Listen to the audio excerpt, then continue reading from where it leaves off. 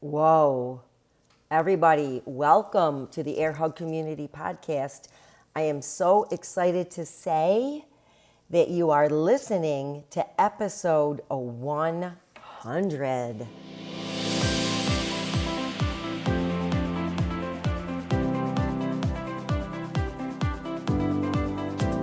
Hey, welcome everybody. If you are new here, and if you're not new here, welcome back. But if you're new here, I just want to give you the 411 on this podcast. This is the Air Hug Community Podcast, and you can also think of it as a midlife mojo discussion board. So in this podcast, we come together to talk about midlife.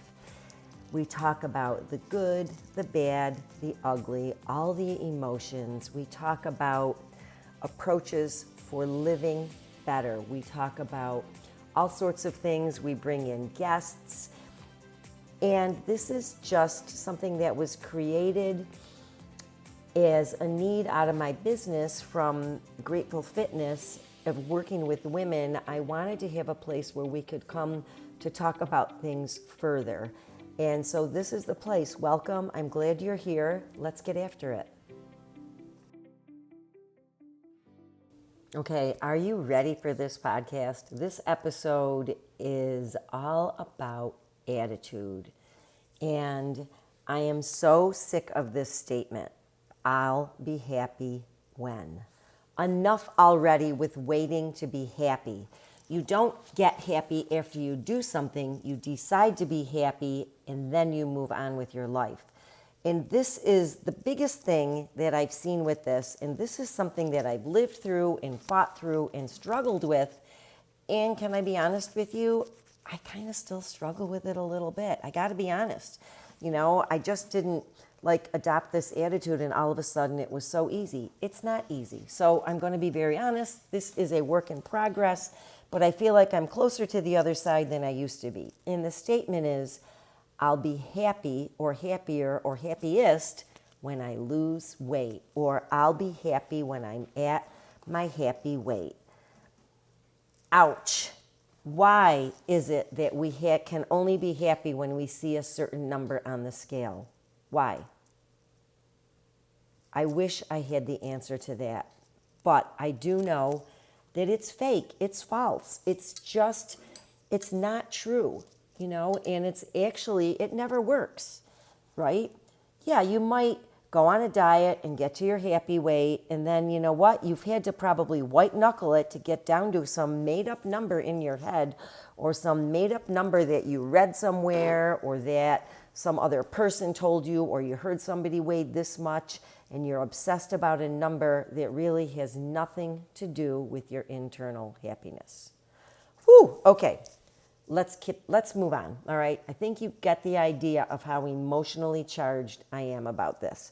Because I've decided, I don't want my weight, and I don't want your weight to dictate the amount of happiness and enjoyment you have in life.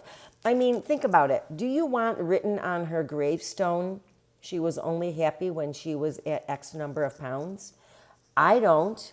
I don't want to be remembered that way. I don't want to be remembered, and I don't want you to be remembered that way, because you know what? When you live that way, you're letting life pass you by.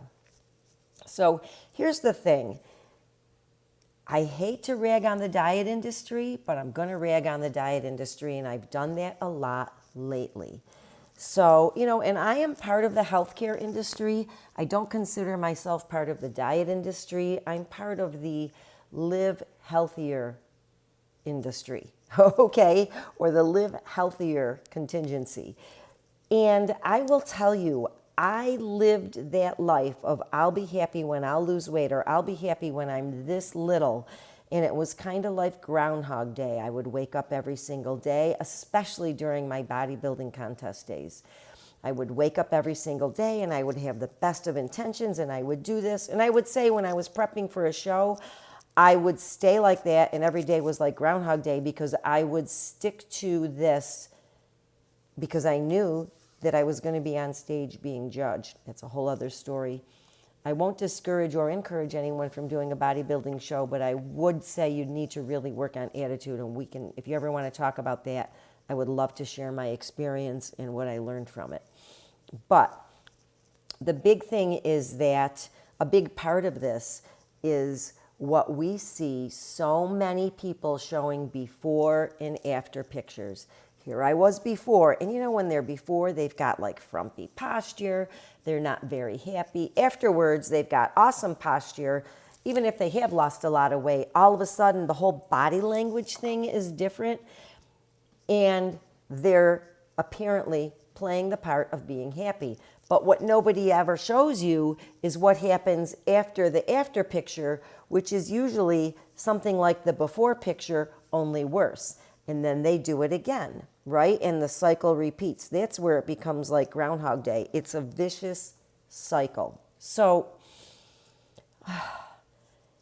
this is something that is being fed to us. It's being thrown down our throats. It's being fed to us that women need to be small. Women need to take up less space in order to be happy and attractive and function in this world. And that's just not true. So I will tell you that even at my lightest weight and my best show prep, when I even earned professional status, I looked in the mirror and I was not happy with myself. I wasn't. There was always something that I thought the judges wouldn't like. And I feel like it doesn't matter if you're just prepping for life and you just are trying to buy into that theory that you have to be small to be happy. Now, I just don't believe it. Why? Because I lived it. And you know what you need to be happy? You need to be healthy. And healthy and little are not the same. All right? Here's the thing. I think we all deserve to be happy at any size. All right? And if we want to strive for something, we need to strive for our best health so that we can actually enjoy our days, right, in the best of health. So I learned a lot about this over the last 10 years. And the biggest thing I learned is that losing weight can be a hollow goal, especially if you think it will breed happiness. Like I said, we actually deserve to be healthy and happy at any size. And by the way, health comes in many sizes, right? It doesn't come in sizes that are dictated by an industry, okay? It doesn't. And the thing is, we are also individual. We can hold on to a little bit of fat and be healthy, right? That's between you and your doctor, right? You can kind of figure out what a healthy size is for you.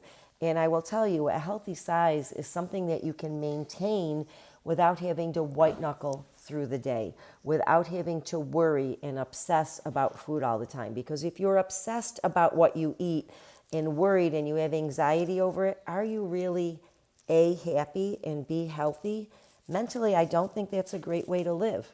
Been there, done that. Again, I'm recovering, but I really feel like I'm much further on the other side. So remember, the winners of diets are the diet industry, because when we fail, we vow to get on yet another diet, which means we buy another diet right after the weekend binge, of course, right? There's always that weekend binge, like I'm going to start on Monday or whatever day, or the first of the month, etc., etc.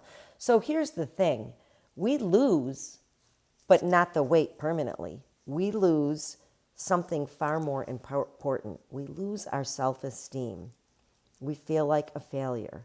We also lose muscle, because when we lose weight, we can't tell our body just to lose the fat. When you are out to just lose weight, you lose fat, but you lose precious muscle. And that actually puts you in a downward spiral. All right? And you lose time from being happy, because you're robbing yourself. You have that idea that you're going to be happy when, but you're not happy during, right? And so this whole life is a journey, right? We can't wait until we get to a certain destination to be happy. We have to figure out how to do it now. Otherwise, we're wasting our time. We're losing time. All right, so that's a very different way to look at this. With diets, you lose, but not the weight. You lose self-esteem, you lose muscle, and you lose time where you could have been happy, right? Instead of waiting to be happy when you weigh a certain weight. So what can we do about this, right? So I think we can all agree that this is not a great way to live, but some of us are stuck with it, and I personally was stuck with it. Every time I got to a point where I was disgusted with myself after a show, because I would finish a show and I would eat like crazy all the food that I missed. And then I would be so disgusted that I would set another show date and I'd be like, okay, now I'm going to do it again. And the cycle would repeat over and over for 16 shows. But it's no different than people who go on a diet, go off a diet. Maybe you go on a diet for a wedding, then you go off it. Maybe you go on a diet for another event, then you go off it. Maybe you go on a diet because you want to go on vacation, then you go off it. Maybe you go on a diet because you have to go to your doctor and get your blood drawn and get your weight. And then you diet down for that appointment, and then after you can't maintain it. Again, these are all things that we've all done. But let's go back to what can we do to stop this vicious cycle? Here's what we can do. We need to actively learn how to respect our body fiercely at any size, all right?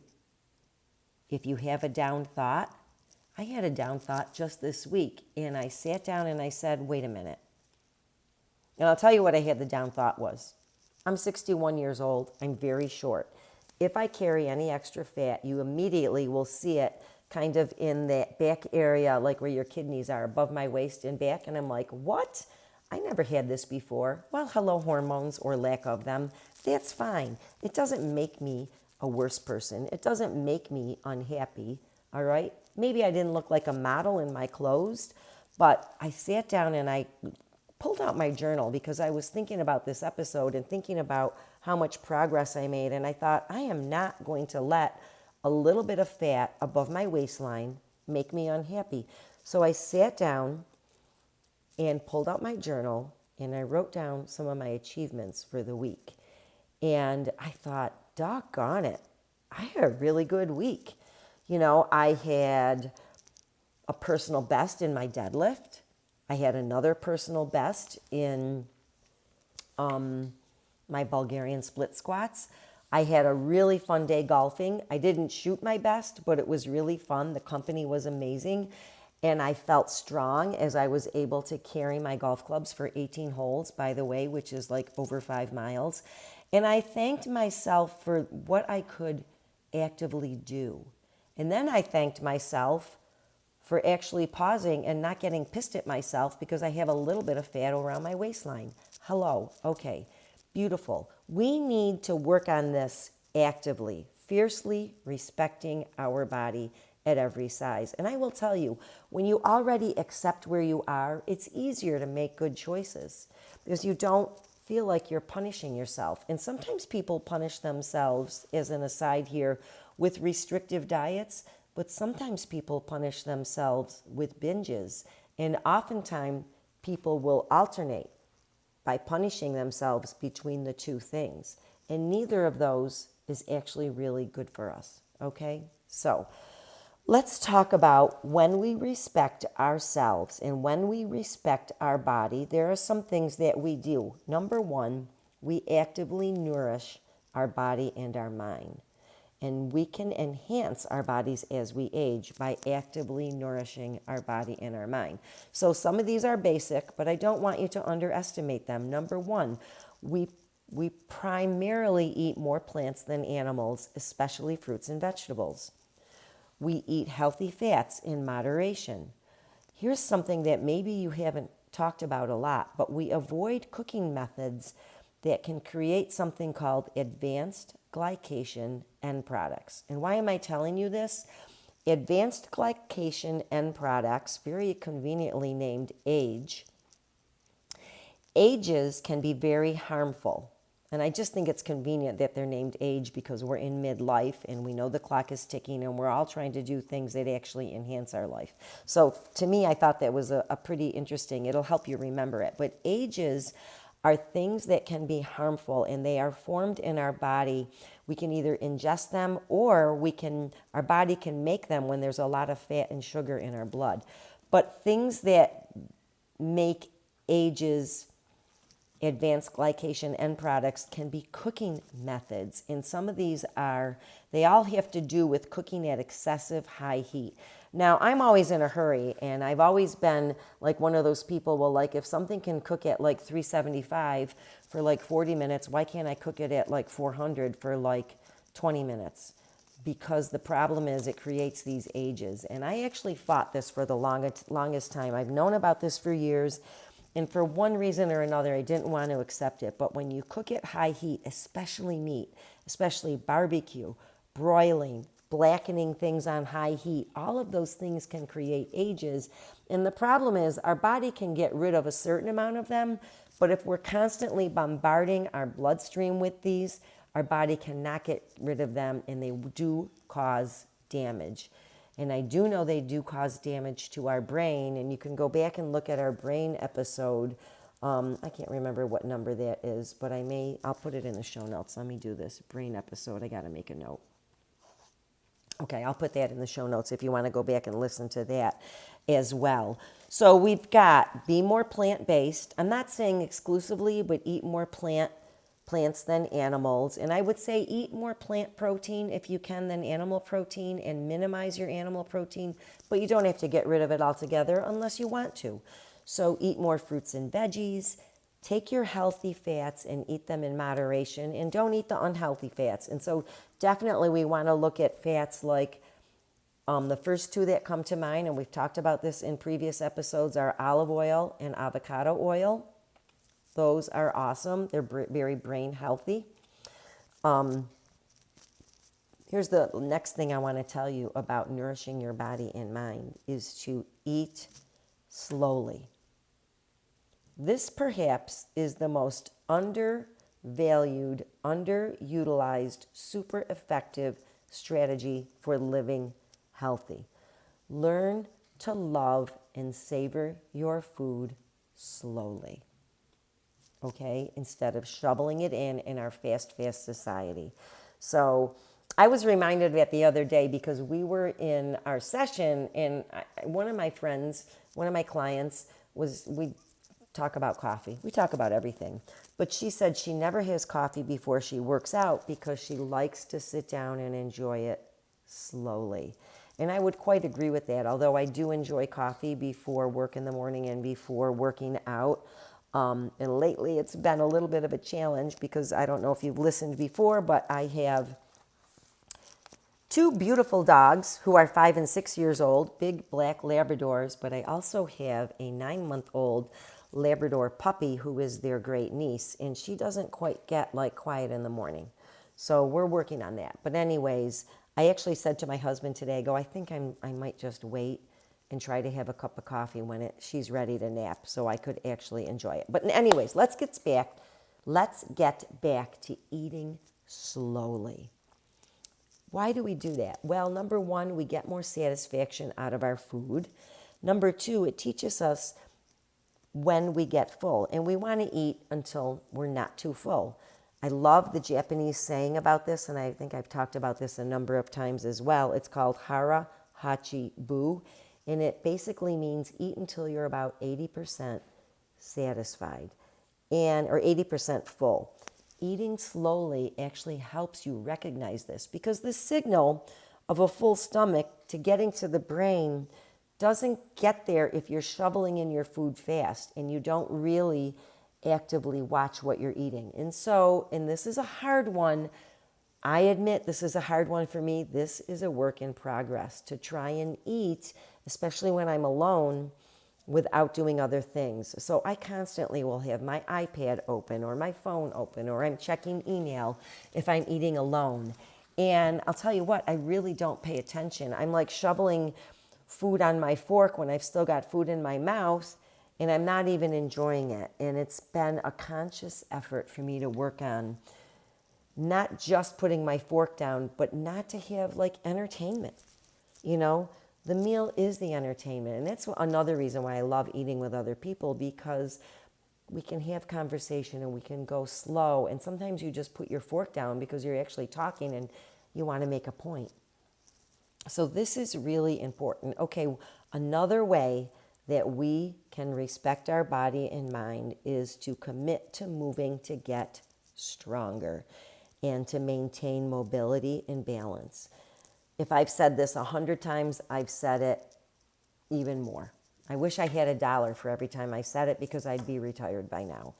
If you are equal to or greater than the age of 30, here's the thing. If you are not getting stronger, then you are getting weaker. I'm going to say that again. If you are age 30 or over and you are not doing something to get stronger, then you are getting weaker. And what does weaker mean? Weaker means you are at an increased risk for injury, you are at an increased risk for disease, and you are at an increased risk for packing fat on your body, because muscle tissue is more metabolically active than fat tissue. And so you actually want to put muscle tissue on your body. And remember, muscle tissue takes up a lot less space than fat tissue, and I will say it is more aesthetically pleasing. Okay? There's that. And listen, there is nothing wrong with wanting to look better. It's when you want to look better, and the fact of the matter is that you tell yourself you won't be happy, unless you look a certain size or weigh a certain amount. So I just want to make that distinction. And when you learn to fiercely respect your body, you will actually make better choices because you want to honor your body. All right? So we must resistance train to preserve and build muscle. We must do some form of cardio, right? Cardiovascular activity, because that is actually what keeps our heart strong. People forget that cardio, yes, cardio is great for blasting calories, but the original intent of cardio is to keep your heart strong. So yes, you still have to do it, but it can be walking. And walking is awesome. You don't need special clothes. You need a good pair of shoes, but you don't need special clothes. You don't need special equipment. You can do it anywhere, right? Just putting that out there for people to remember. And also, every day, speaking of walking, we need to avoid periods of inactivity. So remember, it gets back to non-exercise activity thermogenesis, and we have a whole episode on that as well. If you want to go back and listen to that, again, I will put that in the show notes. And here's a great phrase. I didn't create it, but one of my clients says it to me often when we get on this topic, and she says, and she's so right, motion is lotion. I love that, right? Motion is lotion. It's kind of like the other saying that we hear, if you rest, you'll rust. All right. So far, we've talked about ways, what we can do to help respect our body. So we've talked about nourishing our body and mind. We've talked about moving to get stronger and maintain mobility and balance, and to make sure our heart is healthy. And now we're going to talk about what to stay away from. Here are some things that we need to reject. We need to reject diet trends and exercise fads. And I know what you see on social media is very enticing. You might see someone doing jumping rope on a Bosu ball while doing bicep curls. Stupid, right? The fact of the matter is, if they're able to do that, that's great. It doesn't mean that that's going to be good for you, right? And you're going to see all sorts of crazy things. The fact of the matter is, effective exercise is not very entertaining. But you know what? It helps you respect your body because you're treating your body better. And diet trends are ridiculous, and there's all sorts of diet trends. Let's talk about low carbohydrates, for example. Low carbohydrates have been around forever. First there was the Scarsdale diet. Then there was the Atkins diet, then paleo, then keto. Okay, these are all things that to get you to buy into trends. Maybe, and I'm not saying that low carbohydrate or maybe taking your carbohydrate level down a little bit is a bad thing. I'm not saying that. But what I'm saying is excessive diet trends and these things that promise that you're going to lose weight quickly always backfire. They get you into that diet mentality, and you need to reject diet mentality. Okay, so some of these things work for some of the people some of the time. But when people become too restrictive, right, and they're not happy if they have to white knuckle it through the day, the fact of the matter is there's going to be an opposite swing of the pendulum. There's going to be a binge. There's also going to be unhappiness because of the choices made, and then a vow to go back on a diet. So do you see how the pendulum can swing back and forth? I talked to a woman who was in her 70s who I greatly admired. And I remember her saying to me, I used to babysit for her kids. And I remember even then she was on a diet. And she said to me, all my life, I've either been on a diet or been cheating on a diet.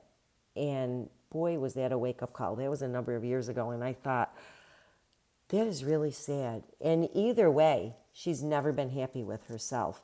And this is what I want you to get away from. Let's live simple. We need to eat simple, whole food as much as possible, all right? And do what feels right for our body. And I want to do a quick word about intermittent fasting. We also have an episode on that. I should probably put that in the show notes too. Let me make a note. IF. Okay, those are notes for show notes. Notes for show notes. Anyways, intermittent fasting is another fad, but here's what I'll say. You need to find the window of eating and not eating that works best for you. Go ahead and listen to that episode. You may find that certain things work for you and certain don't. But if it causes you to binge, or maybe you're trying to have a time-restricted eating window where you only eat for 8 hours a day and you restrict for 16. This is just an example, but this is a common one. What I have found, and research has found this too, especially with women and women's hormones, that very often in that time-restricted window, people will actually try to eat as much as they can. And so it backfires. So just take that with a grain of salt. All right? Here's another thing to stay away from. You need to reject the mentality of getting bulky with lifting weights. Look, nobody wants to get bulky. And I understand that it can be very scary to think that if you get strong, you're going to be bulky. But strong muscles actually take up less space than fat. So initially, when you build muscle, you might go through a very short, bulky phase. And the best way to treat that is to continue working on your muscle building, and you may just back off on your calories a little bit. So maybe eat in a very slight deficit. Don't try to get fancy and go very little calories and work very hard, because it's going to put you back into that pendulum swinging of super restriction to binging, because you are going to be hungry if you're lifting a lot of weights, and that's a good sign. So just remember, the wonderful thing about strong muscles is that they are more metabolically active, as in they consume more energy than fat, and they will actually contribute to leaning out in the long run. But you have to trust the process and play the long game. All right? You can't just think that you can hop in and restrict and lift heavy, or not lift heavy at all, okay? And listen, you don't always have to lift heavy. Like, we don't always lift heavy. You can build strong muscles in the moderate rep and weight range, and that's where it's great to have a trainer who understands midlife women and who understands the difference between strong muscles and large muscles, okay? And that is where you can message me if you have any questions, because I have spent a lot of time honing in on that process. So with myself and with my clients. All right, now let's talk about one more thing to stop and stay away from. All right, we talked about staying away from diet trends and exercise fads. We talked about rejecting the myth of getting bulky. And now we are going to stop being a slave to what others think. All right? Stop giving a damn about what Mary thinks you look like, right? Or Sally or whoever. You're going to look like the best you, or you're going to look like how you want to look, and it's none of their damn business. And what I have found is that oftentimes when women are critical of other women, it's because they're also critical of themselves. And those who accept themselves and respect themselves fiercely really don't judge others. And so I will caution you also not to criticize others, to take a step back and swallow your own pill. And just remember, when you accept yourself at any size, you will also accept others. So if someone wants to wear a bikini and they are not the size that you think they should be in a bikini, you might want to go back and think about how you feel about yourself, because that is really stemming from your own unhappiness. So, and here's another thing I would like to say. If you want to compliment another woman, please go ahead and do that. But compliment her on something other than her looks. All right? Compliment her on what an awesome workout she might have just done. Maybe she just had a PR in her squat, or maybe she just really rocked her push-ups today, or maybe she got a promotion at work, or maybe she wrote a great blog or something like that, or had a super great accomplishment based on an action, not based on how she looks. I really am very big on that. You know, women, we have way more worth than what we look like, okay? So, you know, maybe she's able to juggle something that you're like, how do you do that in your life? Maybe she's very organized. Maybe she's really good at production. Maybe she's really good at whatever. You know, look at those types of things to compliment others on versus, wow, you really look pretty. Or my worst thing is, please do not say to someone, hey, you look great. Have you lost weight? Because number one, that says to them, well, you didn't look great. Or how much weight have you lost? I remember going into the hairdressers and someone said to me, wow, you look great. How much weight have you lost? And I thought, like, why are you asking me this? You know, that is like what I consider to be very rude, because it implies that the person didn't look good before they lost weight, right? And that's just rude, really, I think. And so I really hope that this has given you some pause and reason to think about why it's important to begin with working on learning to respect and care for yourself fiercely before you jump into anything without thinking it through, right? And yes, there are different strategies to eat and move, and they're not the same for everyone. I mean, your personality, your body, your age, your hormones all play into it. And so you actually have to do a little bit of work to figure out what is best for you. But one of the things that we know is it's always better to eat more plants than animals. Like, again, I'm not saying you have to be vegan, but I am saying to emphasize whole foods and vegetables at every meal, not just one meal a day, as many meals as you can, you know. Also, oh, I just lost my train of thought for a minute. I'm having a brain fart. I'm going to have a sip of coffee. This is the coffee that I was going to have and relax with. And actually, this is a very energizing conversation for me, and I feel that it's not stressful. You know, I feel like I'm sharing from my heart here. So I'm going to take a sip of my coffee. I still get off on tangents all the time. But remember, what I do want to just say really quickly, remember, we're here to fiercely love ourselves at any size. And if you're in an unhealthy size, and you can be healthier at more sizes than what you think, you know, but if you're unhappy and you feel like you're at a size where you're unhealthy and you need a little help and you want to chat about it, I would be happy to chat with you. You can reach out to me.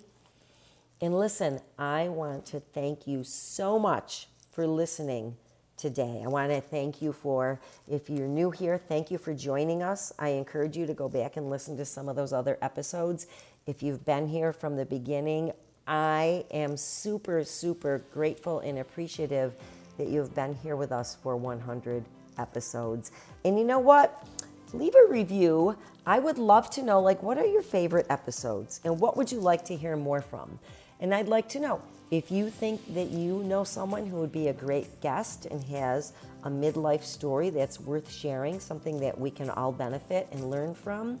Let's go for it. Send me their name and let's get them on here to chat. Listen, have a wonderful week. Thank you again for the Air Hug community listening to 100 episodes, whether you listen to 1, 100, or any number in between. I'm grateful for you.